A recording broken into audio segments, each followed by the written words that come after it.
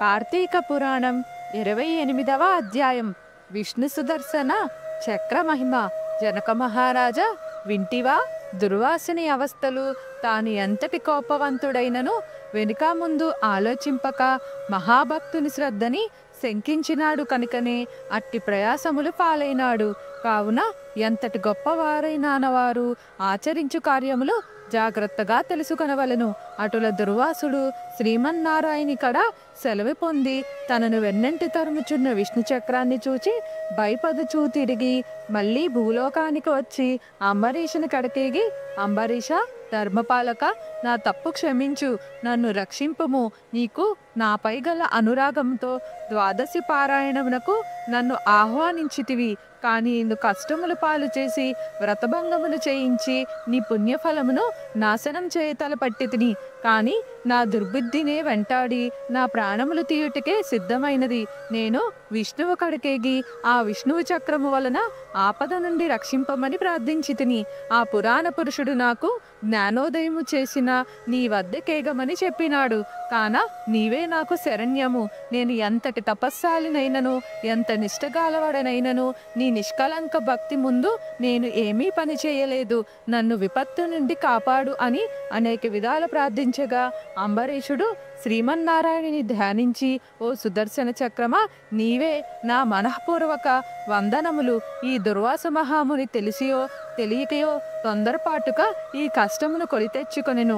అయినను ఇతడు బ్రాహ్మణుడు గాన ఇతనిని చంపవలదు. ఒకవేళ నీ కర్తవ్యమును నిర్వహింపతలిచితివేనని ముందు నన్ను చంపి తరువాత ఈ దుర్వాసుని చంపుము. శ్రీమన్నారాయణుని ఆయుధానివి. నేను ఆ శ్రీమన్నారాయణుని భక్తుడను. నాకు ఈ శ్రీమన్నారాయణుడే ఇలవేలుపు దైవము. నీవు శ్రీహరి చేతిలో నుండి అనేక యుద్ధములలో అనేక మంది లోకకంటకులను చంపితివి. కానీ శరణుగోరు వారిని ఇంతవరకు చంపలేదు. అందువలన నే ఈ దుర్వాసుడముల్లో కములు తిరిగినాను. ఇతనిని వెంటాడుచే ఉన్నావు, కానీ చంపుటలేదు. దేవా, సురసురాది భూతకొటలన్నీయు ఒక్కటిగా ఏకమైన నిన్నేమియూ చేయజాలువు. నీ శక్తికి ఏ విధమైన అడ్డునూ లేదు. ఈ విషయంలో అంతటి తెలియను. అయినను మునిపుంగవునకి ఏ అపాయమూ కలగకుండా రక్షింపమని ప్రార్థించుచున్నాను. నీ యందు ఆ శ్రీమన్నారాయణుడి శక్తి ఇమిడి ఉన్నది. నిన్ను వేడుకొనిచున్ననన్నను. శరణు వేడిన ఈ దుర్వాసుని రక్షింపుము అని అనేక విధములు స్తుతించట వలన అతి రౌద్రకారముతో నిప్పులు గ్రక్కుచున్న విష్ణు చక్రాయుధము అంబరీషుని ప్రార్థనలకు శాంతించి, ఓ భక్తగ్రేశ్వర అంబరీష, నీ భక్తిని పరీక్షించుటకిట్లు చేసితిని గాని వేరు కాదు. అత్యంత దుర్మార్గులు మహాపరాక్రమవంతులైన మధు కబైటులను దేవతలందరూ ఒక మైకూడ చంపజాలని మూర్ఖులను నేను దునమాడుట నీవు ఎరుగుందవు కదా. ఈ లోకంలో దుష్ట శిక్షణ శిష్ట రక్షణకై శ్రీహరి నన్ను వినియోగించి ముల్లోకల ముందు ధర్మమును స్థాపించుచూ ఉండెను. ఇది ఎల్లరికూ తెలిసిన విషయమే. ముక్కోపియగు దుర్వాసుడు నీపై పగబూని నీ వ్రతమును నశింపచేసి నానా ఇక్కట్లు పెట్టి వలన నువ్వు కర్రన చేసిన నీ మీద చూపిన రౌద్రమును నేను తిలకించితిని. నిరపరాధివగు నిన్ను రక్షించి ఈ ముని గర్వమనచవలే నితరముచూ ఉన్నాను. ఇతడు కూడా సామాన్యుడు కాడు. ఇతడు రుద్రాంశ సంభూతుడు, బ్రహ్మ తేజస్సు కలవాడు, మహాతపస్శాలి. రుద్రము తేజము భూలోకవాసుల అందరూ చంపగలదు. కానీ శక్తిలో నాకంటే ఎక్కువేమీ కాదు.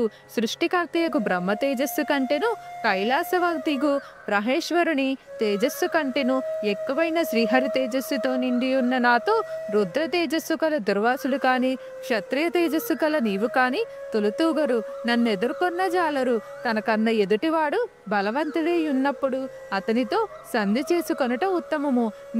ఈ నీతిని ఆచరించి వారాలు ఎటువంటి విపత్తుల నుండి అయినను తప్పించుకొనగలరు. ఇంతవరకు జరిగినదంతయు విస్మరించి శరణార్థమై వచ్చిన ఆ దుర్వాసుని గౌరవించి నీ ధర్మము నీవు నిర్వర్తించుమని చక్రాయుధము పలికెను.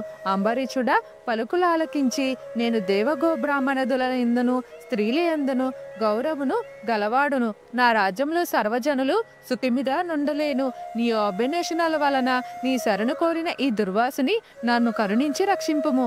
వేల కొలది అగ్నిదేవతలు, కోట్ల కొలది సూర్యమండలములు ఏకమైనను నీ శక్తికి తేజస్సుకి సాటిరావు. నీవు అట్టి తేజోరాశివి. మహావిష్ణువు లోకనిందితులపై లోకకంటకులపై దేవ గో బ్రాహ్మణ హింసాపరులపై నిన్ను ప్రయోగించి వారిని రక్షించి తను కుక్షి అందున్న 14 లోకములను కంటికి రెప్పవలె కాపాడుచున్నాడు. కాన నీకివే నా మహా పూర్వక నమస్కృతులు అని పలికి చక్రాయుధపు పాదములపై పడియను.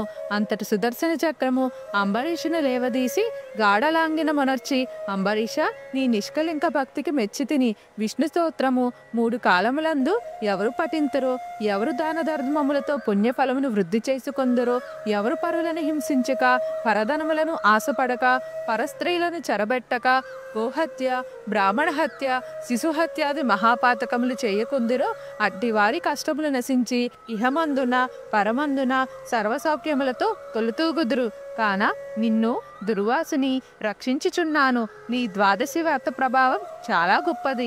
నీ పుణ్యఫలము యందు ఈ మునిపుంగవునితో ప్రసక్తి పనిచేయలేదు అని చెప్పి అతనిని ఆశీర్వదించి అదృశ్యమయ్యను. ఇట్లు స్కాంద పురాణాంతర్గత వశిష్ఠ ప్రోక్త కార్తీక మహత్య మందలి 28వ రోజు పారాయణం 28వ అధ్యాయము సమాప్తము. స్వస్తి.